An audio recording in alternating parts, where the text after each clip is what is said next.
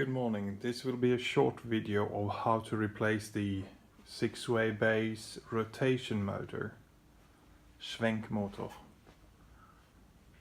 If you look inside from the top, the first thing you see is the lift motor and then the rotation motor. It is attached with one screw only. It's the silver colored inbus key, and if you remove the two wires and loosen the screw, the motor comes loose.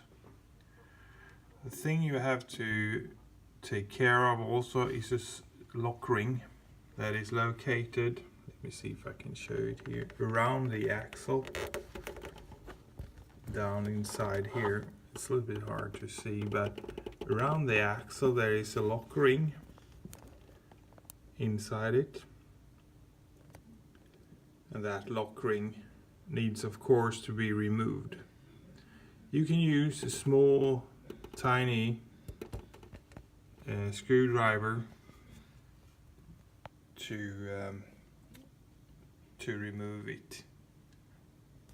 Pry it up or just lift it at the same time as you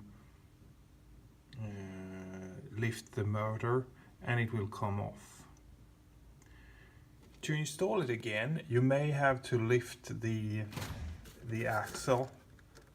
That can be done from underneath. If you rotate it out, you can grab and lift the sprocket and the axle with your fingers. It's very easy. Pry over the lock ring and make it fit and tight around the axle. It's not hard, and it's an easy fix for something like this. Please also see the exploded view attached in the video. Good luck.